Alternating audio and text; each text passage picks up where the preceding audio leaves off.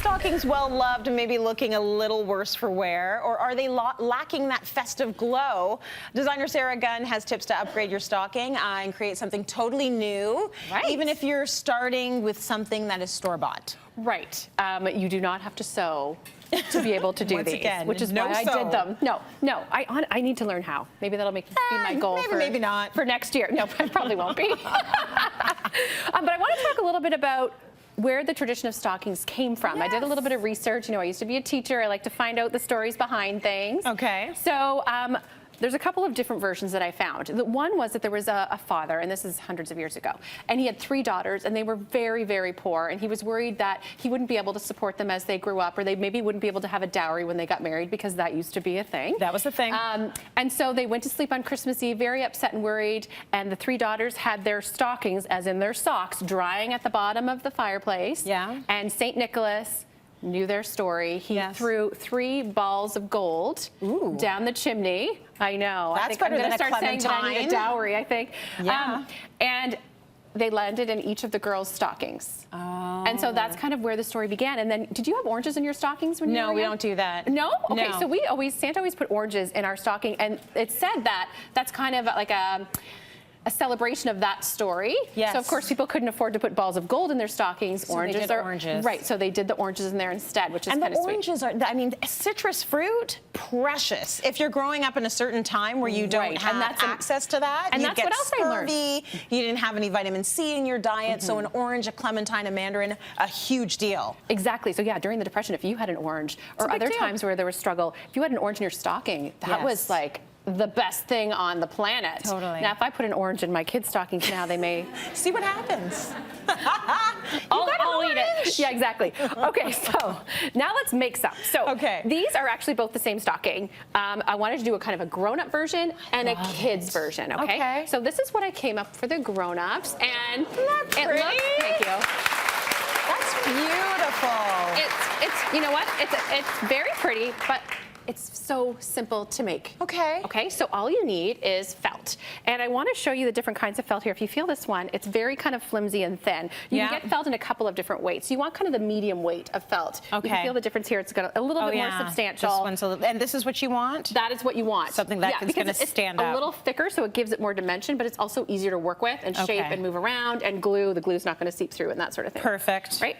And then that's the other thing, is the adhesive that you want to use for projects like this. So you want either a fabric glue or like a tacky glue, it's called. You do not want to use the school glue that you're used to using, or a glue stick, or even necessarily a glue gun. No. Because if you do, glue gun kind of stiffens felt, which makes it harder to work with, and it doesn't look as well done, right? So what's this called? So tacky glue. Tacky glue. Okay, it's so tacky. No, it's super tacky. So then you want to just start arranging in place. So what I like to do, and I'll flip it over to show you the design again, I like to start with the largest element first, okay? So that's the large branch kind of coming out of the toe. You want to place it on there, and there's no right or wrong way.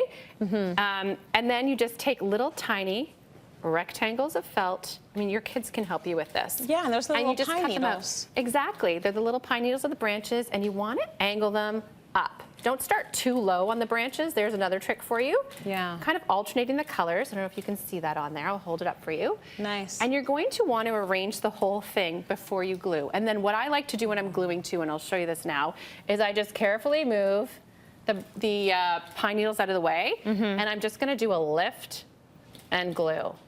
Okay, and then I'm going to lift other areas and glue that too. That way you're not moving it that much out of place. If you happen to move it or take things off, what I also like to do is, once I have my design that I like, because I'm crazy, I take a photograph of it. Okay. And then I know exactly how I want it to look, and I can even zoom in on my phone on the area that I'm working on and make sure that I'm getting the layout pretty clear. Oh, nice. Yeah. These are really good. Good tips. This is a nice, substantial stocking to begin with, and I think that's part of it as well. That is. You want to make sure you have material that you're going to be able to glue something to 100%, as well, right? Exactly. So let's make one for the kids. So Let's this is do exactly that. the same stocking in red, but we're going to turn this one into Santa. Okay. So again, using felt because it's the easiest material to work with. Yeah. You just create his beard. Yes. Okay, so you're going to glue that. I won't glue it right now. You're going to glue that and tuck it underneath so you get that look, okay? Then we're going to make his little face. Right? So I just used a little bit of, you know, skin tone felt like that. So you want it to be peeking below that white a little bit. Give him rosy cheeks and and then little eyes. just use markers, exactly. And then we've got to give Santa his mustache. For sure. So you're just layering felt on top of felt. And then just to finish it off, a little extra across the top. And you're just, again, you're gluing this all in place. That's really good. That's really good. Yeah, and you can add more details like holly or, you know, a That little is pom-pom. so good. And everything, I mean, everything you cut out is really big, so Right. that makes it a little bit easier for people if you want to actually copy this design at home. That's Exactly. doable. And they're basic shapes, and if you want to do the mustache, fold it in half when you're cutting, and then you're going to have Right. it symmetrical. It's really, Yeah. really simple to do. That's very cute. Okay, so I had a little bit of fun on the weekend Googling 90s tunes. Okay. Okay, for these ones, I thought, oh, for, you know, if you're having all your girlfriends together for the holidays, or you have a secret Santa and you want to, instead of a box or a bag, you want to fill put in a something. stocking. I thought these were really, really fun. So we've got Getting jingle with it. jingle Na, with na, it. na, na, na, yeah, na, exactly. na. And then, girl, you know it's true. A little Milli Vanilli shout out. Right when you're getting together with the girls, these are a lot of fun. I love And I it. just use stickers for this. You want to get ones that are for scrapbooking, so they're really, Yes. really have a good adhesive. You could also do iron-on letters for this if you wanted to.